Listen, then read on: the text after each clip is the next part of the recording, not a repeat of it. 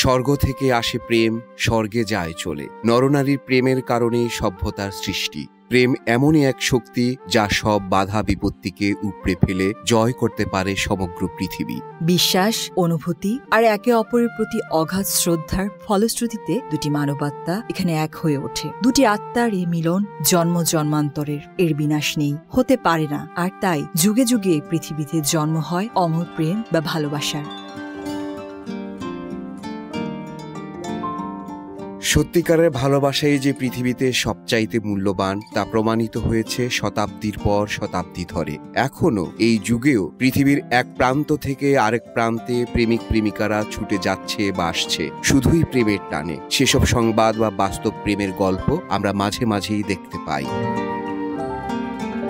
পৃথিবীর ইতিহাসের সর্বকালের সেরা 5টি প্রেমের কাহিনী নিয়ে ভালোবাসা দিবস উপলক্ষে আমাদের আয়োজনে প্রথমেই থাকছে প্রেমের অমর জুটি ইউসুফ জুলেখা। ইউসুফ জুলেখা বাইবেল ও কোরআনে বর্ণিত নৈতিক উপাখ্যান হলেও মধ্যযুগের পুঁথি লেখকদের রচিত বাংলা সাহিত্যের একটি প্রণয় কাব্য। বাইবেল ও কোরআনের মূল কাহিনী অবলম্বনে ইরানের মহাকবি ফেরদৌসি এবং সুফি কবি জামি ইউসুফ জুলেখা নামে কাব্য রচনা করেছিলেন। তাদের পথ ধরে বাংলা সাহিত্যের প্রথম মুসলমান কবি শাহ মোহাম্মদ সগীর গৌড়ের সুলতান গিয়াসউদ্দিন আজম শাহের রাজত্বকালে ইউসুফ জুলেখা কাব্য রচনা করেন। শাহ মোহাম্মদ সগীর ছাড়াও মধ্যযুগের আরও অনেক কবি ইউসুফ জুলেখা নাম নিয়ে কাব্য রচনা করেন। তার মধ্যে আব্দুল হাকিম, শাহ গরিবুল্লাহ, গোলাম সফাতুল্লাহ, সাদেক আলী এবং ফকির মোহাম্মদ উল্লেখযোগ্য।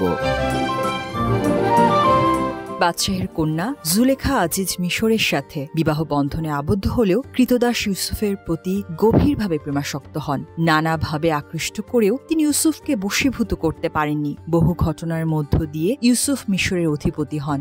ঘটনাক্রমে জুলেখা তখনও তার আকাঙ্ক্ষা পরিত্যাগ করেননি এবং পরে ইউসুফের মনেরও পরিবর্তন ঘটে। ফলে তাদের মিলন হয়। 1000 বছর শেষে আজও পৃথিবীর বিভিন্ন প্রান্তের মানুষ প্রেমের প্রসঙ্গে এলেই ইউসুফ জুলেখার নাম শ্রদ্ধার সাথে স্মরণ করে। অমর প্রেমের তালিকায় দ্বিতীয় কাহিনীটি লাইলি মজনুর। 7ম শতকে আরবের নাজদি বেদুইন গোত্রের কবি কায়েস ইবন আল মোল্লা তার প্রেমিকা লায়লা আল আমিরিয়াকে নিয়ে প্রথমে এই অমর কাহিনী কাব্য রচনা করেন। পরে এই কাহিনী জনপ্রিয় হয়ে ছড়িয়ে পড়ে আরবি থেকে ফার্সি, তুর্কি এবং এমনকি ভারতীয় ভাষাগুলোতেও। তবে এই বিরহ গাথা তুঙ্গস্পর্শী জনপ্রিয়তা অর্জন করে পারস্যের কবি নিজামি গজনভির হাতে। ব্রিটিশ কবি লর্ড বায়রন এই আখ্যানকে পুরনো দিনের রোমিও অ্যান্ড জুলিয়েট হিসেবে আখ্যায়িত করেছেন। লাইলি মজনুর কাহিনী আসলে কবি কায়েসের নিজের জীবনেরই কাহিনী। যাযাবর বেদুইন গোত্রের এক চাল চুলোহীন কবি কায়েস প্রেমে পড়েন আমির কন্যা লায়লার এবং লায়লার নামে কবিতা লিখতে শুরু করেন। কায়েসের মুখে রাত দিন লায়লাকে নিয়ে রচিত কবিতা শুনতে শুনতে স্থানীয় মানুষেরা ঠাট্টা করে তাকে মজনুন বা লায়লা প্রেমে উন্মাদ বলে ডাকতে শুরু করে। আরবি ভাষায় মজনুন শব্দের অর্থ হলো পাগল বা উন্মাদ। তো এই তরুণ কবি যখন খোদ আমিরের কাছে গিয়ে তার মেয়ের হাত প্রার্থনা করলেন, আমির ভয়ানক রেগে গিয়ে প্রস্তাব প্রত্যাখ্যান করলেন। লোকে যে কবিকে পাগল ডাকছে তার হাতে দেবেন মেয়েকে। কিছুদিন পরেই লায়লার বিয়ে হলো থাকিফ গোত্রের তাইফ নামে এক ধনী ব্যবসায়ীর সঙ্গে। এদিকে প্রেমিকার বিয়ের খবর শুনে মজনুন পালিয়ে যায় বেদুইন তাঁবু ছেড়ে এবং মরুভূমিতে হন্যে হয়ে ঘুরতে থাকে। পরিবার ছেলেকে মানসিক ভারসাম্য সমেত ফিরে পাবার আশা ছেড়ে দেয় এবং তার জন্য মরুভূমিতেই খাবার রেখে দিত। কখনো মজনুন নিজেই জোরে জোরে একা একা কবিতা পড়তেন, আবার কখনো বালিতে কাঠি দিয়ে কবিতা লিখতেন। এদিকে লায়লাকে উত্তর আরবে চলে যেতে হলো স্বামীর সঙ্গে। তবে সেও বেদনার্ত মনে অসুস্থ হয়ে পড়ল এবং একসময় মারা গেল। পরে লায়লার কবরের পাশে মজনুনকে পাওয়া যায়। একটি পাথরে জীবনের শেষ 3টি কবিতা রচনা করে যান। ভাগ্যক্রমে মজনুনের অধিকাংশ কবিতা তার মৃত্যুর আগেই তার ভক্তরা লিপিবদ্ধ করতে সক্ষম হন। মজনুনের একটি কবিতা এরকম: এ শহর ছেড়ে চলে যাচ্ছি আমি, এ শহর লায়লার শহর, চুমু খাচ্ছি এর দেয়ালে দেয়ালে, না এই নগরীর প্রেমে নয়, বরঞ্চ এই নগরীতে বাস করা সে একজনার জন্য, না এই নগরীর প্রেমে নয়, বরঞ্চ এই নগরীতে বাস করা সে একজনার জন্য। অমর প্রেমের তালিকায় তৃতীয় জুটি রোমিও জুলিয়েট। রোমিও জুলিয়েট শেক্সপিয়ারের অসাধারণ এক সৃষ্টি। মন্টেগো ও ক্যাপুলেট নামে দুই পরিবার ইতালির ভেরোনা শহরে বাস করত। দুই পরিবারই ছিল একে অপরের শত্রু, এমনকি তাদের চাকরেরাও কেউ কাউকে দেখতে পারত না। মন্টেগো পরিবারের একমাত্র পুত্র রোমিও আর ক্যাপুলেট কন্যা জুলিয়েট পারিবারিক দ্বন্দ্ব ছাপিয়ে জড়িয়ে পড়লেন প্রেমের সম্পর্কে। এদিকে জুলিয়েটের পরিবার তাদের এক আত্মীয়র সঙ্গে তার বিয়ে ঠিক করলেন। এজন্য রোমিও আর জুলিয়েট গোপনে বিয়ে করে নেন, কিন্তু তাতেও হল না সমস্যার সমাধান। পরিস্থিতি নাগালের বাইরে যেতে দেখে তারা এক কৌশলের আশ্রয় নেন। কৌশল অনুযায়ী রোমিওর দেওয়া এমন একটি ওষুধ পান করবেন যাতে জুলিয়েট 24 ঘন্টা মৃত প্রায় অচেতন হয়ে থাকবেন। পরিবারের লোকেরা তাকে মৃত ভেবে সমাহিত করলে সেখান থেকে তাকে উদ্ধার করে আনবেন রোমিও। পরিকল্পনা মোতাবেক সমাধিতে গিয়ে রোমিও দেখেন জুলিয়েট গভীর ঘুমে। জুলিয়েট মারা গেছেন ভেবে আত্মহত্যা করেন রোমিও। এদিকে জুলিয়েট উঠে দেখেন রোমিও আত্মহত্যা করেছেন। তখন তিনিও একই পথ বেছে নিয়ে প্রেমিককে আলিঙ্গনে জড়িয়ে চির ঘুমিয়ে পড়েন। অমর প্রেমের তালিকায় চতুর্থ জুটি রাধাকৃষ্ণ। উপমহাদেশের মানুষের চিরপরিচিত এই জুটি রাধা সেম বা রাধিকা কানাই, ননী গোপাল, রাইকিশোরী সহ নানা নামে পরিচিত। কংসের কারাগারে জন্ম হয়েছিল দেবকীর যে অষ্টম সন্তানের। কৈশোর পার হয়ে যৌবনে পা রাখতে না রাখতেই সেই কানাই প্রেমে পড়েন কাছাকাছি বয়সের এক বিবাহিতা নারী রাধিকা বা রাধার। যমুনা কিনারে বাঁশি বাজাতেন কৃষ্ণ, আর সেই বাঁশির সুরে উতলা হয়ে রাধার ঘরে থাকাই যেন দায় ছিল। তবে তাদের মাঝে যে প্রেম ছিল তা মূলত জীবাত্মার সঙ্গে পরমাত্মার প্রেম। এখানে কৃষ্ণ রাধার উপপতি বা রাধা কৃষ্ণের স্ত্রী নন, রাধা ছিলেন কৃষ্ণানুরাগী।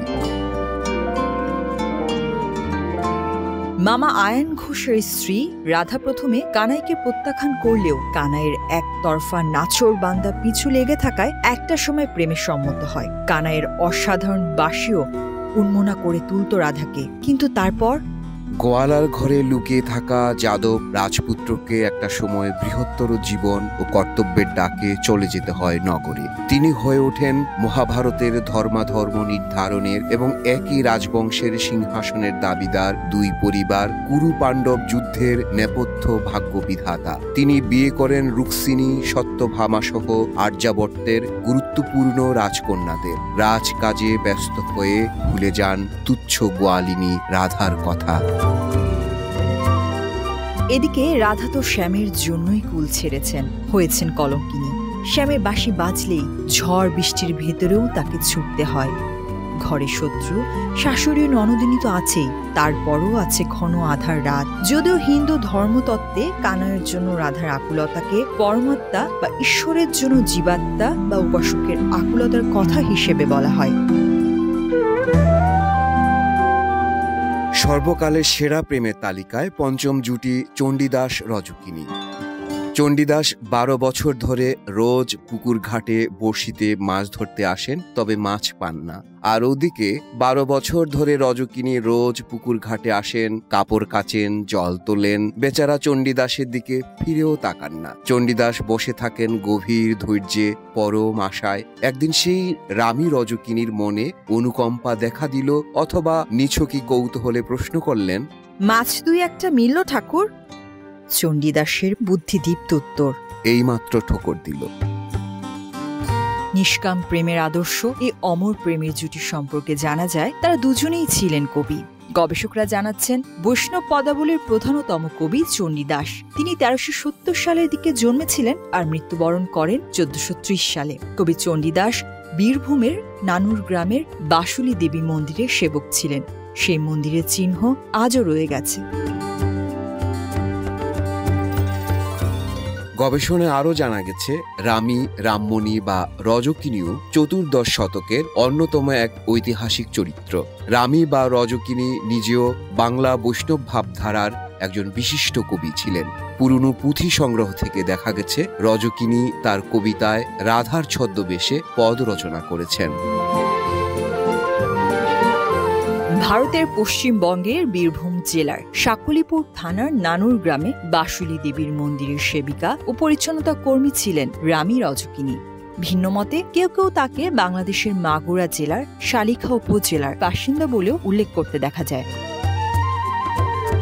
গল্প আছে, শৈশবে নিঃসহায় রামীকে গ্রামের লোকেরা বাসুলী দেবীর মন্দিরে সেবিকার কাজ দেন। মন্দিরে দেবীর সেবায় নিজেকে উৎসর্গ করেন রজকিনী। একসময় সেখানে পূজারী চণ্ডীদাসের সাথে তার প্রেমের সূচনা হয়। চণ্ডীদাস ব্রাহ্মণ, উঁচু নিচু জাতের ব্যবধানেও বাঁধ মানেনি প্রেম। বৈষ্ণব ভক্ত চণ্ডীদাসের পদাবলীর নানা চরণে সে প্রেম সাধনার দৃষ্টান্ত পাওয়া যায়। মানবীয় প্রেমের সীমা ছাড়িয়ে তা অতুল স্বর্গীয় প্রেমে রূপ নিয়েছিল। চণ্ডীদাসের লেখা এরকম একটি পদ হচ্ছে, শোনো রজকিনী রামী, ও দুটি চরণ শীতল জানিয়া শরণ লইনু আমি। রজকিনী রামীর লেখা একটি পদের 4টি চরণ এরকম: কোথা যাও ওহে প্রাণবধূ মোর, দাসীরে উপেক্ষা করি, না দেখিয়া মুখ ফাটে মোর বুক, ধৈর্য ধরিতে নারী। বাল্যকাল হতে এ দেহ সপিনু, মনে আর নাহি জানি।